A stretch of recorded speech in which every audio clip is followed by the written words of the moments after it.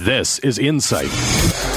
Phone lines are open. Dial 384-2191. Into this final Friday of the month and the year. Well, it all sounds so final, doesn't it? Here on the Insight program today on WDLB Live, or you could be watching us on Marshfield TV, MFLD TV on Facebook. They have their links as well as on the city's website or on their YouTube channel. Today, because we're talking with the Wood County Sheriff's Department, and normally the Sheriff Sean Becker would be in, but today, Nate Dean, good morning. Good morning. What's your rank? I'm a patrol lieutenant at the Sheriff's Department. I was going to say that, but I didn't want to mess it up, so usually it's... How many ranks are there? Is there sergeants in your department? Yeah, we do have patrol sergeants, investigator sergeants, and then patrol lieutenants. So you'd say that like it's divided up. How does that divide? Like investigator, patrol, or what divisions? How do you divide that? Yeah, so we have our detective bureau and investigators. Each one of our investigators are a sergeant rank.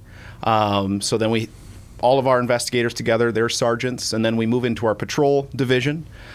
Each crew has a patrol sergeant, which is a first-line supervisor to our patrol deputies, and then each shift is also assigned a patrol lieutenant.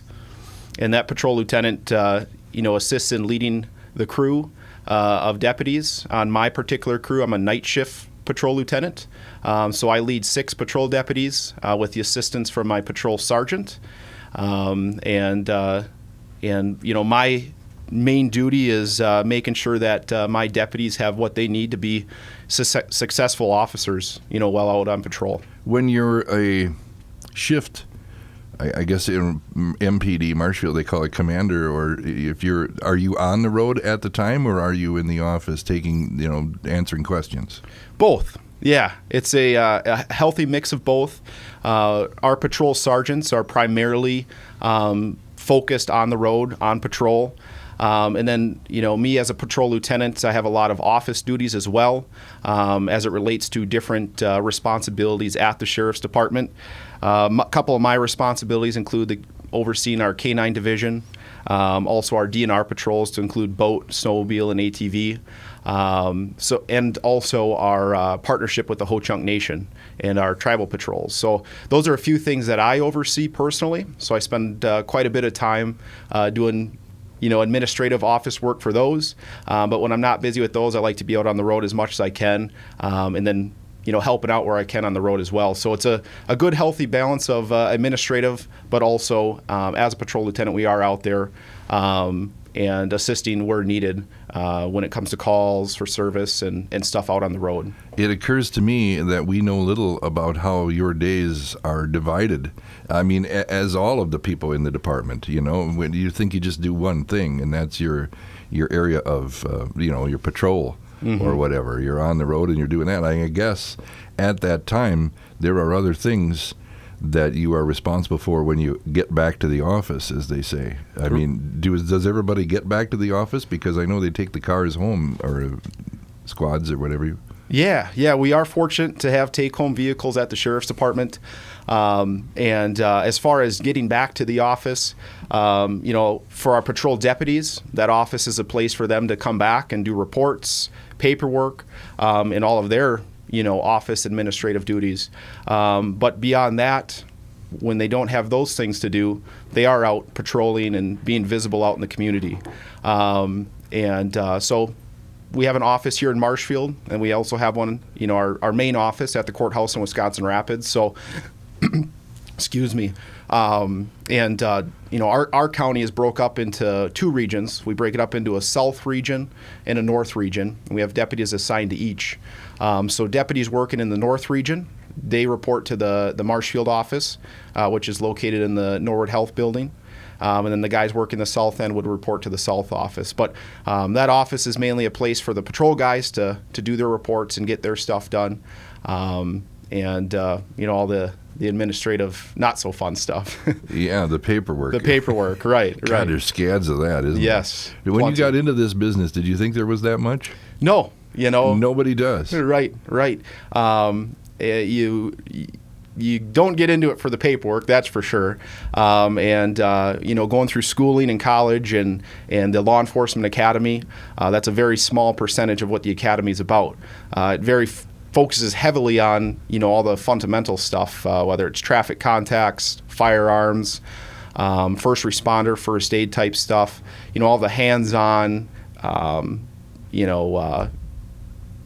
big things that our job entails. But the administrative paperwork type stuff, it's touched on, but when we're doing stuff in school and the academy, we're not writing reports on everything like we do now in the real world and out on patrol, where we're documenting.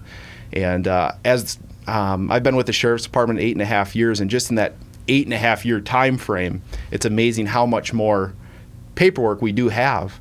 Different forms that have come about, just different procedures, different reporting procedures, and it's all a good thing. It's all to make reporting our statistics and documentation just more clear and just more informative for us at the Sheriff's Department. Talking with Lieutenant Nate Dean, Wood County Sheriff's Department, here on this final Friday of the month of December. You can too, 384-2192, if you're listening to us live here on WDLB's Insight, or you may be watching us on video here with MFLD TV and the city's channel 989. We rotate this program in with the rest of them throughout the month.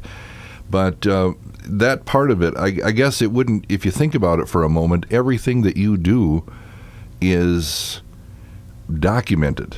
Right. Because when you put the badge on, you become not only a civil servant, but you're also responsible. Mm-hmm. And they're not looking over your shoulder for your time. They don't care necessarily as much about that as they do about any interactions that you have with anybody. Because we came into a litigious or sue-happy society, as we call it here. There's lawyers everywhere who want to know. Insurance companies who want to know every accident and what were the conditions. Occasionally, I'll even get a call at the radio station. Hey, on the 18th, what was the road condition, or what was the sky conditions? And I'm thinking, oh, somebody's got a report to make out along the way here. Seldom is it a meteorologist. He knows, where to find that information. Right. So those kind of things are for legal documents that they're trying to put together some sort of a case or scenario of some kind. Mm-hmm. And so a lot of the time you spend is just documenting interactions all day long. Mm-hmm. Yeah, it's become a very, it's always been a very high liability profession. But recent events in recent years and the continued direction towards liability and law enforcement, we take extra steps to make sure we're documenting everything appropriately. And that may be a complete incident report. That may be just what we call our CAD system, which all of our calls get documented through. That's what generates our case number, generates the complaint. And with that, there are several calls that we go on where we just need to add some information. It wasn't an arrestable offense. It wasn't anything that we need to forward on to a different department. So we just merely document it in our what we call CAD system. But for the most part, everything we do is documented one way or the other. And that just comes down to liability, changing times. Everything needs to be documented clearly of what we did and why. And to kind of further go on that topic as well of use of force type stuff, that's another thing that we implemented at the Sheriff's Department is every time a use of force is used, whether that be hands-on, whether that be us displaying some sort of use of force, a firearm or a taser, we document that. It just gives us at a Sheriff's Department a track record of any time something like that, use of force type scenario is happening. So it just really goes to show of, wanting to keep that high standard and be able to be accountable for our actions at the Sheriff's Department. Have body cams increased or decreased the paperwork? I would say probably... I wouldn't say one way or the other. I don't know if it's increased or decreased. Probably about the same. It's added to the documentation that can back up whatever you say, but you still have to write everything down. I would just put on the bottom of my report, refer to video. Oh, wouldn't that be nice? Yeah, I know. We've joked about that. Right? With we have squad cameras that have the video and the audio, and then we have the body cameras, and the body cameras have just been absolutely amazing at the Sheriff's Department. Very thankful for those, because that is a firsthand look of what is going on, audio, video. It's right there on all of our deputies' chests, and it documents everything. Is that good or bad? I mean, watching you have a Big Mac or a slug of your coffee there is not exactly exciting, Right. But on the other hand, the other guys give you a hard time. Geez, how often do you eat? Yeah. Well, unless we forget to, I'm sure it happens. I'm sure there's plenty of blooper reel type video out there we could put together.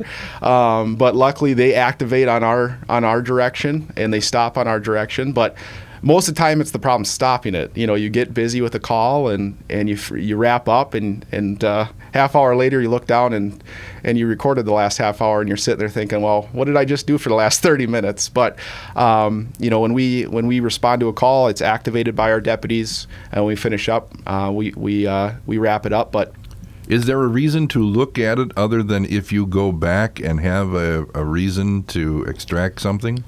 Yeah, so I would say, when it comes to the paperwork, making sure you are reviewing your video, because, we'll go to a call, and previously, I think most people would go to the call, get back to the office, type the report based on their memory of what just happened. Now, we're finding where it pays to just sit down, watch your body cam video, pull all those statements from that body cam video and put those in quotations in your report, because you don't want to think you remembered something one way, and then obviously the body camera documents it another way. So I think that has added to the time of in the office, reviewing video and prior to due reports. But like I said, overall, I think it's an absolute blessing for our department to have that for the liability reasons and documentation, and we're able to show what we're doing and have a firsthand look of what's going on these calls and stuff. I was going to use the word that's unusual, that it would be a good thing. I think it'd be kind of a pain in that I know when you have an incident and you're on a scene and you're having an interaction with somebody, it's a good thing, because then nobody can say, you didn't say that. Right. He or you, whether either side can say, and then you get the intent.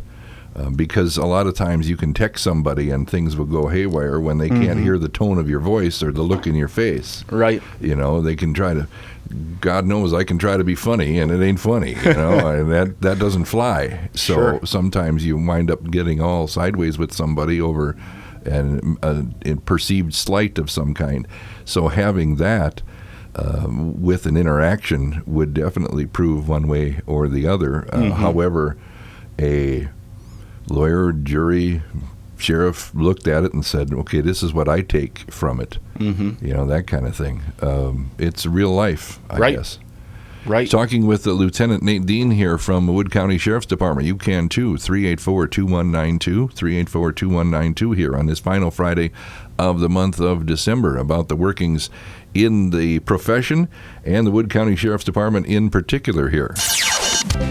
WDLB's Inside program on this final Friday in the month of December. You know that if you're listening live. I say that because on occasions like this, we are videoed, just like on the body cam. Do you have yours on? It looks like just the stub there. Just the holder. Yeah. So we have no proof of what I said. Well, see, now I got the TV guy in here. So now I can be held accountable. Yes. Liability. That's me. Yes. Talking with Lieutenant Dean this morning. You can too, 384-2192, 384-2192. Just about the general workings of the department. As we're visiting here, we're at New Year's Eve. And what is that called? Drive Sober, Get Pulled Over? Yeah, we're currently right in the heart of our Drive Sober, Get Pulled Over campaign. It's a statewide campaign, and us at the Wood County Sheriff's Department participate in that again this year. And primary focus with that, of course, is OWI enforcement. So our deputies are out there full force and enforcing traffic laws and primarily OWI enforcement around the holidays here and New Year's Eve, which is a highly participated holiday usually. Other than this, where we're giving it airtime or publicity, what really happens there? Is there money that's added to overtime, or what really happens within the department for this? Sure. So at the Sheriff's Department, what we do is we ask our patrol deputies to work a 4-hour block of focusing on traffic enforcement. And in that 4 hours, their primary goal is to enforce traffic laws. And with that, we document any enforcement action that's taken, whether we write warnings, citations, anything like that gets documented on a record sheet. And then we ultimately submit that into the state for grant money. And then that grant money in return comes back to the department, and we're able to purchase items. Example of that would be like a speed trailer. Probably seen those out throughout the county, both ends of the county, where we have a trailer with our logos on it for speed enforcement. And it tells you the little digitals how fast Yeah, how fast you're going. It's only 2 numbers. I can't run it up to 3. Yeah. You get high score? No, is that what it's for? No, right. No high score contest. It does record, speeds, of course, to see if we are having a problem in that area, and we need to get actual our deputies out there to enforce that. But a lot of times we'll get requests for those in areas. We'll get them set up. We'll be able to record and document speeds in that area, and be able to tailor our enforcement based on that. Doesn't have a camera on it, does it? No. Not that I'm aware of. I'm not very familiar with our speed trailers, but not that I'm aware of. No cameras. So they have those now at certain intersections where they snap pictures Yeah. of people who are running red lights. red and lights and stuff, right? They had those in Europe when my son was there 30 years ago. Oh, really? Yeah. Okay. And they'd send you a ticket in the mail. Sure. And Yeah, I've heard of that. With a picture of you. Sure. In the car going through, and your license plate was right there. They were high resolution cameras, Yes. and Yes. they would send you it and say, either pay it or come down here and tell us why you shouldn't. Right. Or who's the friend that was driving your car? Yeah, that too. It So could I'm be sure they someone get that a else. lot, right? Sure, somebody else in your vehicle at that time, and you're responsible for that. Mm-hmm. Mm-hmm. So you have blocks of time that deputies volunteer for. Do you determine that? I mean, are you super duper 6 to midnight, or are you? No, so it'd be kind of falls within their patrol shift range. So what we ask is in this particular time period, which goes through January 1st, that we just ask you to work 4 hours of traffic enforcement. It could be an hour in here. addition. Yes. Okay. Yep, during their shift. It could be an hour here, an hour there. You could try to get 4 hours in all at one time, but ultimately try to dedicate 4 hours to traffic enforcement, record those statistics. Like I said, can be if you write a warning, if you write a citation, if you make an arrest, all that stuff is documented on spreadsheets. That brings up a point, though. Are you credited? I mean, say you're getting grant money now and you're turning in your statistics. We stopped this many, we talked to this, we arrested this many, we cited this many. If you don't, do they say, well, then you don't need the money? I mean, it would be an incentive to stop people. Right. It's like the old quota system they used to say that every cop had, right? Right. It must be the end of the month. He's stopping me now. Stopping me now. No, I'm not really familiar on the exact workings of how the grant works. Lieutenant Dorhorse and Lieutenant Sager at the Sheriff's Department, they run our grant programs through the state, and so they'd be really familiar with how those work.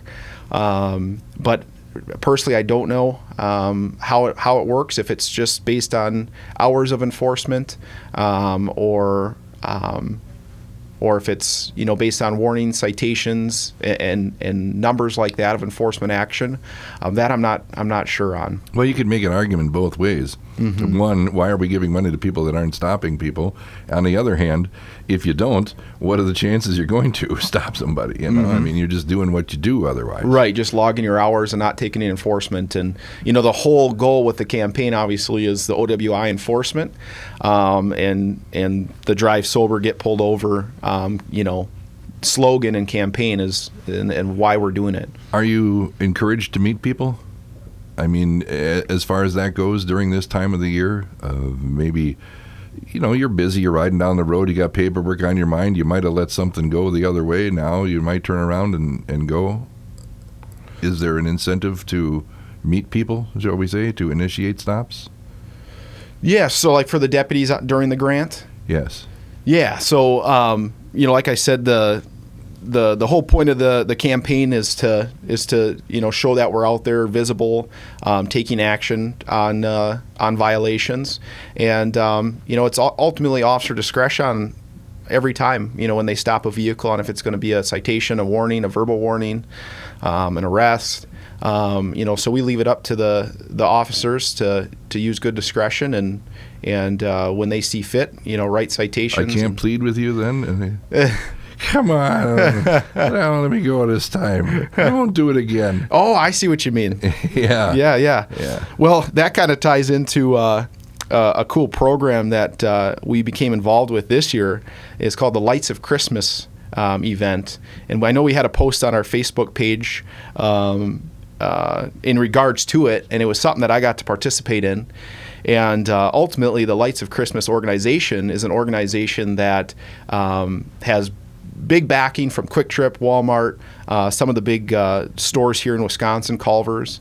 And this last year, they raised over $165,000. And what they do with that money is buy gift cards. And these gift cards get distributed to any agency in the state that would like them. And we use them for interactions. So, for example, one of my officers stopped a lady, I think it was last weekend or 2 weekends ago, and in conversation with her, stopped her for speeding. And in conversation with her, she commutes quite a distance to and from Marshfield every day for work. And he thought it was a good opportunity to use one of those gift cards. And instead of a citation, she got a $25 Quick Trip gift card. Well, I'm not asking for that. If you pull me over for drunk driving, I don't need a gift card. I just want to be able to get out of jail free. Sure. Well, that's ultimately, like I said, all up to the officer discretion, and that's with any traffic stop. It's going to be that officer's discretion to decide what enforcement action he's going to take. And this year we added another one, and warning, citation, and maybe a gift card. Yeah, I understand being Secret Santa, but being nice to somebody who's obviously, well, I shouldn't say obviously, they might be on the edge, of Sure. What do you think?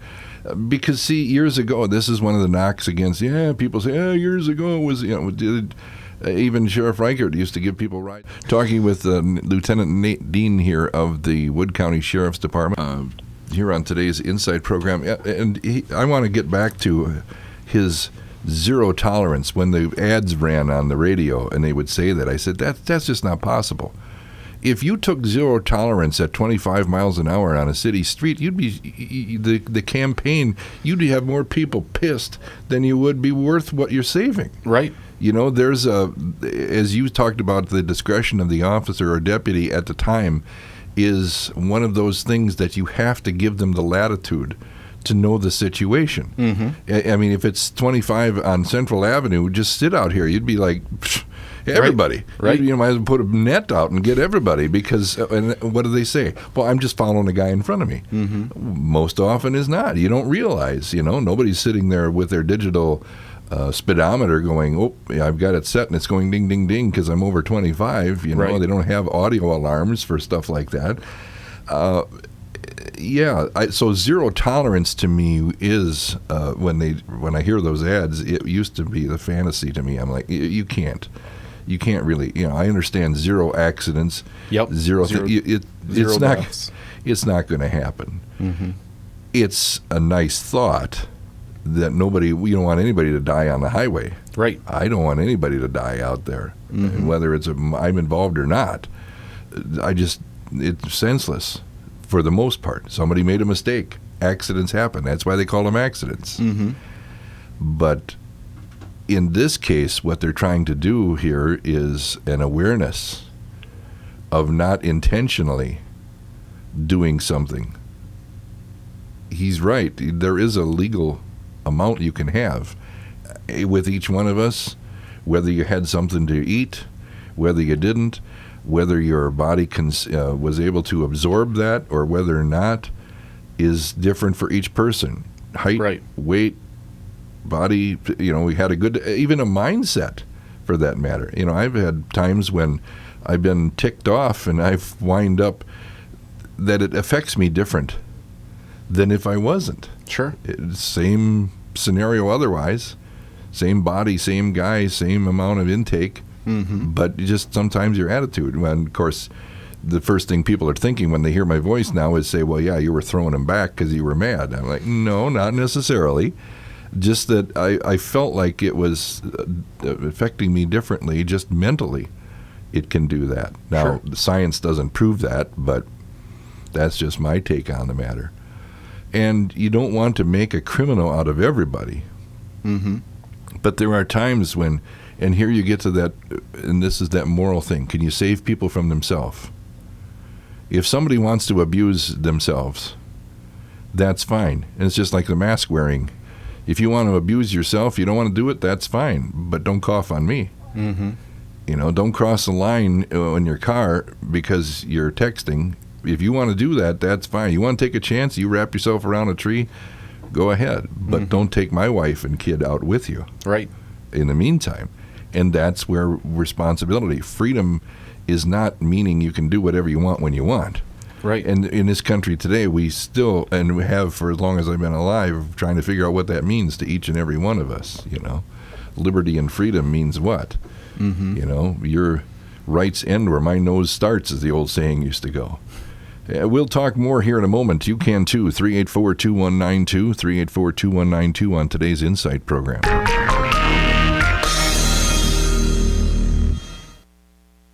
You want to feel important. You want to be part of something bigger, something that matters and can help change things. You want to feel like you belong. We know. We felt that way too. And that's why we did something about it. We aren't just Army National Guard soldiers. We are normal people just like you. But our part-time service in the Army National Guard means we get to be more.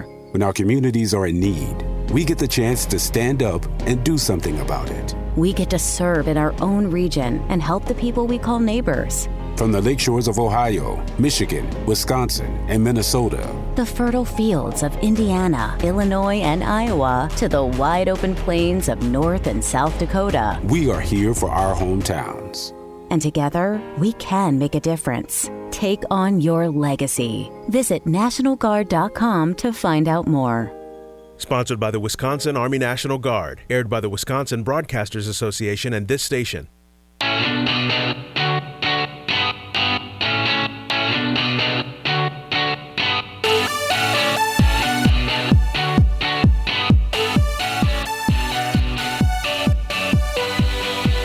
WDLB's Insight program for the final Friday of the month and the year. Here on the final Friday, Wood County Sheriff's Department is our guest, and normally Sean Becker, the sheriff, would be in here, but he sent Lieutenant Nate Dean to do the duty today and visit with yours truly, getting grilled by the public.